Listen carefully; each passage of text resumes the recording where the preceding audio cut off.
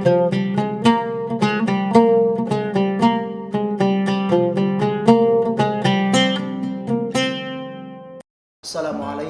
warahmatullahi wabarakatuh. Alhamdulillahilladzi arsala rasulahu bil huda wa dinil haq liyuzhirahu ala dini kulli wa kafa billahi syahida. Asyhadu an la ilaha illallah wa asyhadu anna Muhammadan abduhu wa rasuluhu la nabiyya ba'da. Tribuners yang dirahmati Allah Subhanahu wa taala.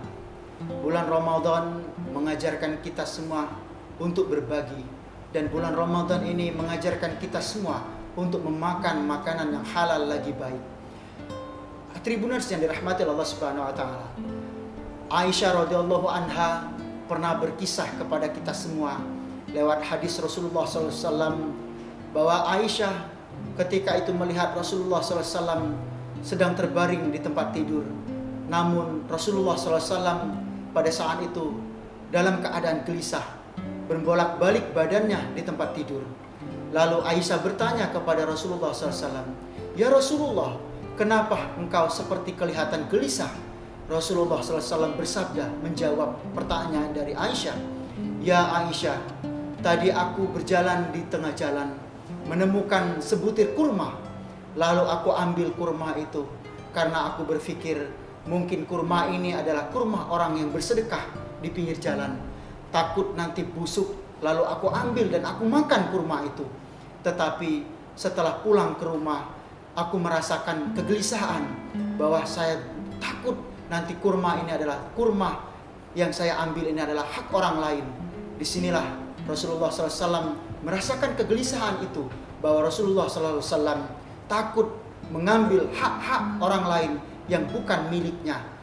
Dari cerita ini, dari kisah yang di atas, dapat kita simpulkan bahwa betapa takutnya Rasulullah SAW memakan harta yang bukan haknya, memakan harta yang haram, memakan harta yang tidak halal lagi baik.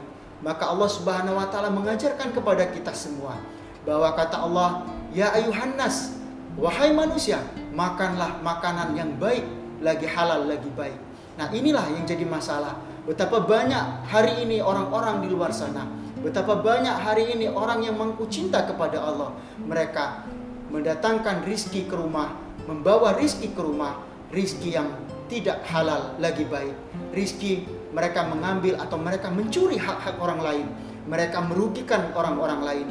Nah, inilah yang jadi masalah. Banyak orang zaman sekarang halal, haram, hantam, tidak tahu apa yang baik dan apa yang buruk. Padahal mereka sebenarnya sumber ketenangan itu adalah rizki yang didatangkan dari Allah Subhanahu wa ta'ala, yaitu rizki yang halal lagi baik.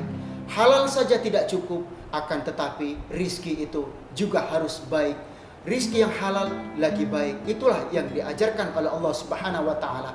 Maka di bulan yang penuh berkah ini, di bulan Ramadan ini, marilah kita sama-sama mencari rizki yang halal dan membagi rizki itu kepada orang-orang yang membutuhkan rizki yang halal juga. Sehingga dengan berbagi rizki yang halal akan mendatangkan ketenangan di dalam diri kita dan ketentraman kepada keluarga kita yang ada di rumah.